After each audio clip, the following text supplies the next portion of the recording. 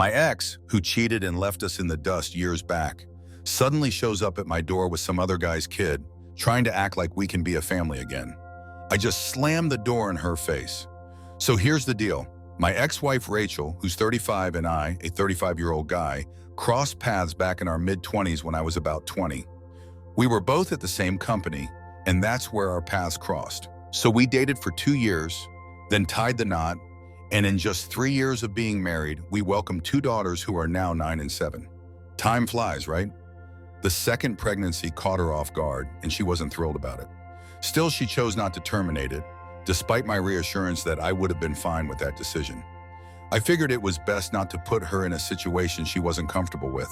After our first daughter, everything was still awesome between us, and we were totally in love like never before. However, everything shifted following the second pregnancy. She started acting super moody and irritable, always picking on me or our oldest kid. Honestly, I thought it was just the hormones and all that, so I tried to come to terms with this new version of Rachel. We hoped things would improve over time, but they only seemed to get worse, and my daughter and I found ourselves tiptoeing around her feelings. I ended up handling everything, even though she was meant to be the one staying at home with the kids. She decided to leave her job after our first child and took on all the household responsibilities while caring for our oldest, all while I was working, until she became pregnant again. We ended up bringing in a housekeeper during her pregnancy, since she mentioned feeling too exhausted to manage the housework and take care of the kids at the same time. I went along with it, even though it stretched our budget a bit since my earnings weren't great back then. I decided to bring in a housekeeper since I didn't want to put Rachel out, especially with her being pregnant. I figured she'd go back to taking care of the house and kids during the day once our second daughter arrived. Just to clarify, I wasn't one of those husbands who just sat around doing nothing after getting home from work. I did everything I could to pitch in, even though I was totally wiped out from work. I figured that after she had our younger daughter, she'd need a couple of months, but then she'd be back to her usual self and we could return to our regular routine. Yet months went by and there was still no indication that she was going to change. She was still as grumpy and moody as ever, completely refusing to lift a finger to help out around the house. She'd literally just chill at home all day, glued to the TV. She barely interacted with the kids at all and would just pay our neighbor to take them to the park every now and then. I don't want to come off as bitter, but I honestly felt that way since I was grinding away at work, morning and night. She wouldn't even put in the slightest effort around the house. It was turning out to be pretty costly for me to hire someone to handle all the cooking, cleaning, and various other household tasks. I had to handle all the other expenses too, and I really wanted to set aside some cash for our daughter's future. It was getting to a point where I felt like I was hitting a wall, especially since Rachel was totally unwilling to lend a hand. After nearly 6 months since our younger daughter was born, I realized we couldn't keep going like this, and it was time to have a conversation with Rachel. I figured this conversation was going to be tough, so I asked my parents to take care of our daughters for a day, and they were on board. So I had a chat with Rachel and let her know that I understood she was worn out from having 2 pregnancies, but I really needed her to step up and collaborate with me on this. I told her that keeping a housekeeper was getting too pricey for us, and I needed her to stick to her promise and take on some of the household chores again. This way we could talk about renegotiating and reducing the housekeeper's pay to save some cash. She shot down the idea right away, claiming she was too busy keeping an eye on the kids to help out with any household tasks. She insisted that I should focus on earning more money instead of coming up with excuses and pointing fingers at her for my financial situation. I explained to her that I was already putting in my best effort, but she needed to step up too if we were going to make this marriage successful. I pointed out that she wasn't exactly taking care of the kids. From what I understood, she would just have them hang out and watch TV with her, sitting there for hours as she indulged in some pretty cheesy reality shows. The housekeeper casually brought this up to me once. I quickly figured out that mentioning that was a major blunder, as she got really defensive and claimed I was snooping on her via the housekeeper. She unleashed a full-on rant against me after that, claiming she couldn't take it anymore. She was fed up with being pushed around and doing all the heavy lifting while I just sat at my desk for a few hours each day, doing nothing. She went on to say that it was my fault for not being able to afford a housekeeper and that it was embarrassing for me to have to ask her for help, considering I was meant to be the man of the house, Everything about it was totally nonsensical, and she was just reaching for excuses to justify her complete lack of productivity throughout the day. And I was the unreasonable one for thinking she would actually help out and do her part around the house. We had this huge blowout, and she threw it in my face, calling me a loser who couldn't even afford to be with someone like her. I fired back by telling her she was a lazy cow who had already messed up being a good mother, especially since our oldest daughter was terrified of her, and now she was also failing at being a wife. That comment hit her hard, and she pushed me with a lot of force.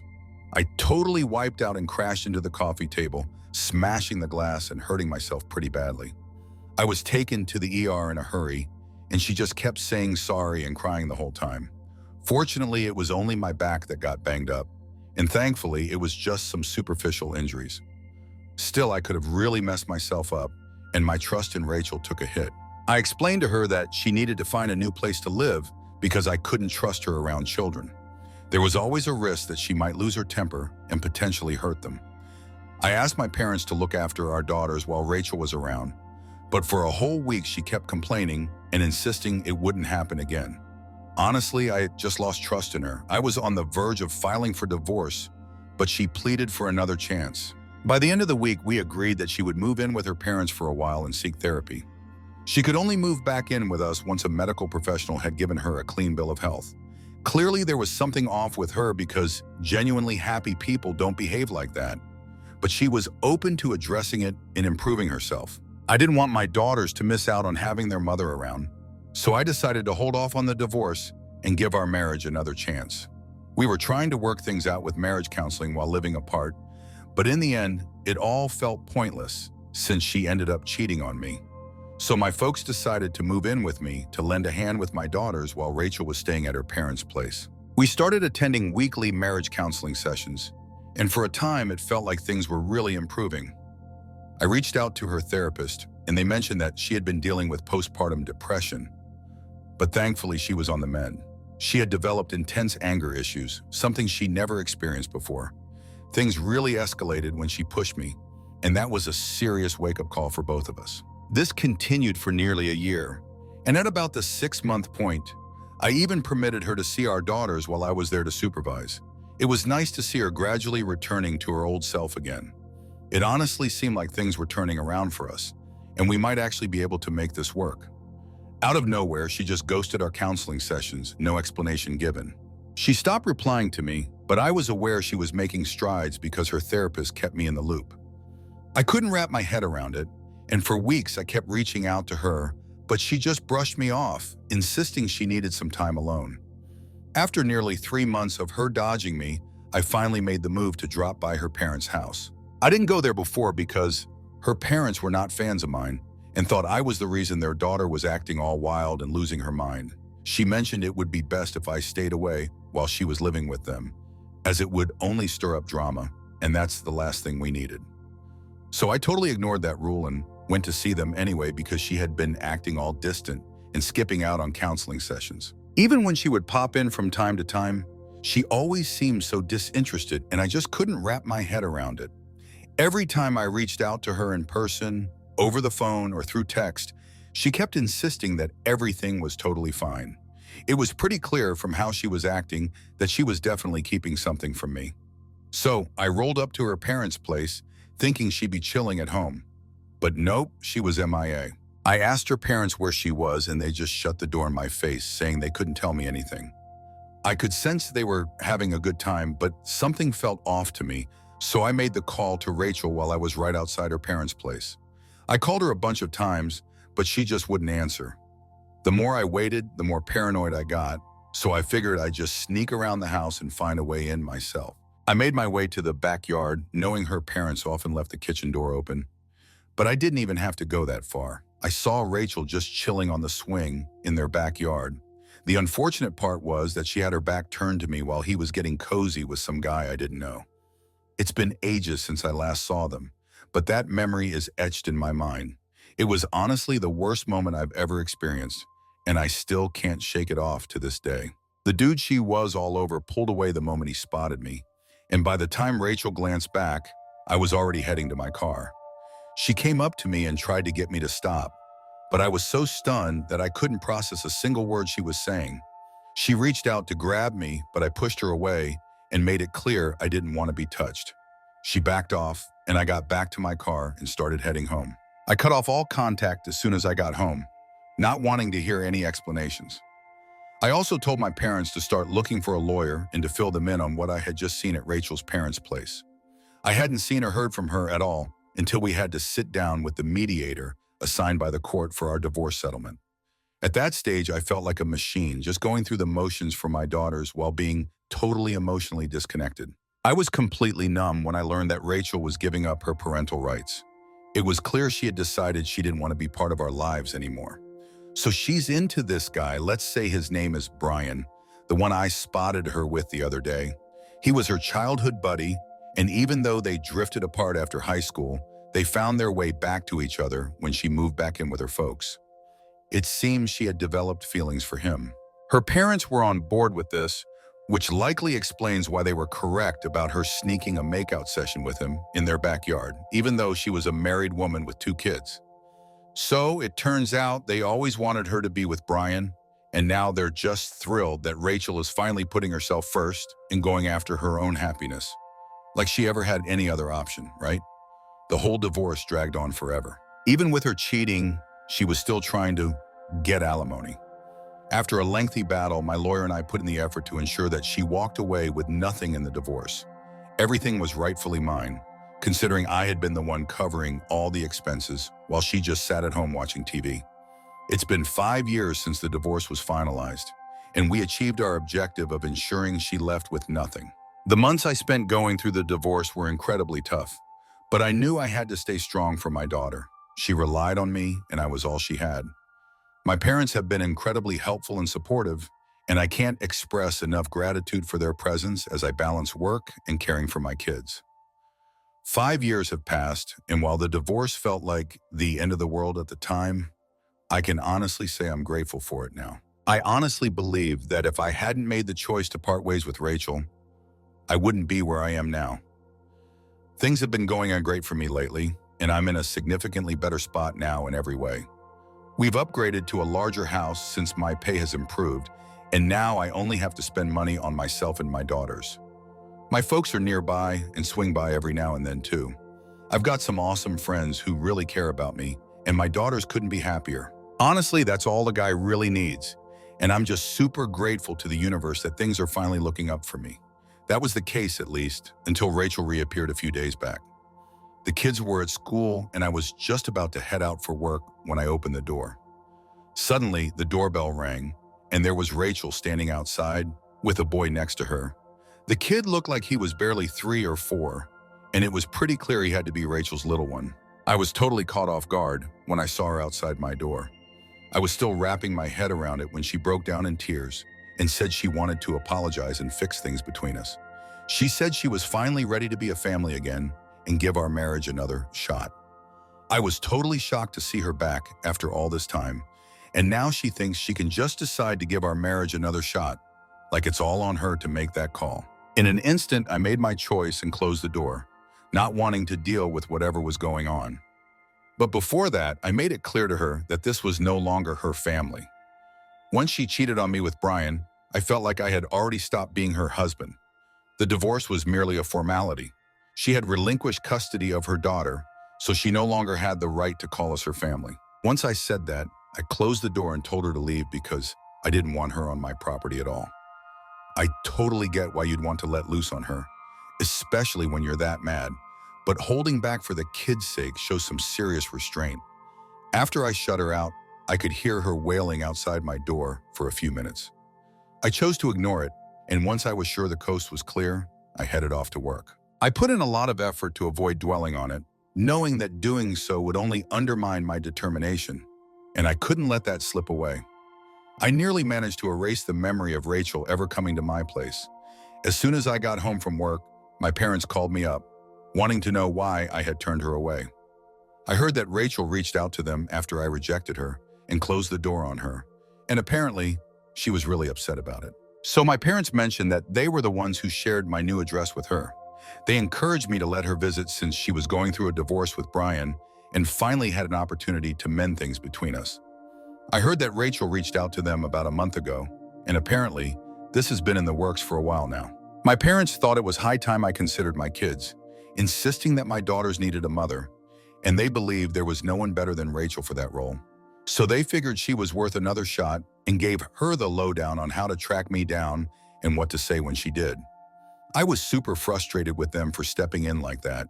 It wasn't their decision to forgive her, and they just went ahead and gave her another chance without even checking in with me first. That could have turned out really poorly if the kids were home. It was super irresponsible for them to do something like that. I called them out, but they just wouldn't admit they messed up since they helped me out during my divorce by looking after the kids. Even now, they sometimes take care of the kids, and they think it's really my call if I want to reconcile with Rachel.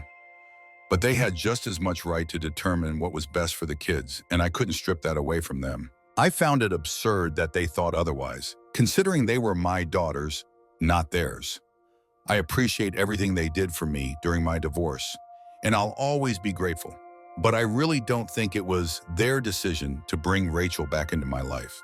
So we had this argument, and they basically said I was the one being unreasonable and selfish for not giving Rachel another shot. They insisted they had thoroughly checked everything and were convinced she had changed and should be included in my daughters' lives, even after I pointed out that she had given up her rights. They claimed it was offensive that I thought they would jeopardize my daughters or me, and they blamed me for ruining their lives because I was too proud to acknowledge that they required their mother. It's been a few days, and honestly, I don't feel like I was out of line or being selfish. I've really put a lot of thought into this. Am I wrong for not allowing my ex-wife another opportunity to be a mother? So it's been about a week since Rachel knocked on my door with her kid, and I just uncovered the real deal about her connection with my folks. It's honestly super unsettling, and I can't even figure out where to start. I'm still trying to wrap my head around it all. It's absolutely wild how they've all turned their backs on me without a second thought. It turns out they were the ones who shared my new address with her, and they had been in contact with her the whole time. After the divorce, I decided to cut her out of my life, but they held on to the hope that she would eventually come back around.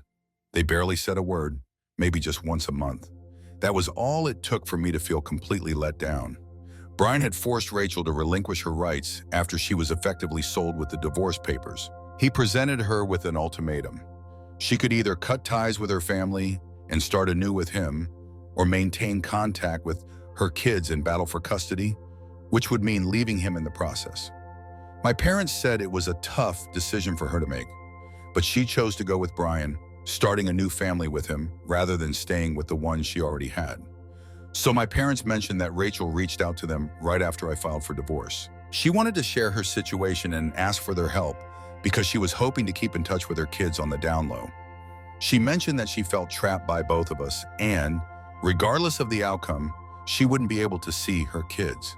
While I was battling for full custody with supervised visitation rights, Brian was telling her to completely ditch her kids. Honestly, even if she went all out for custody and tried to take on Brian, the odds of her snagging any partial custody were pretty low. Considering the whole divorce situation and her past struggles with managing her temper, it just didn't seem likely. It felt like a total drain on her time and resources to even bother with custody battles. She was facing a serious risk of losing both Brian and custody of our daughters if she chose to go through with the fight.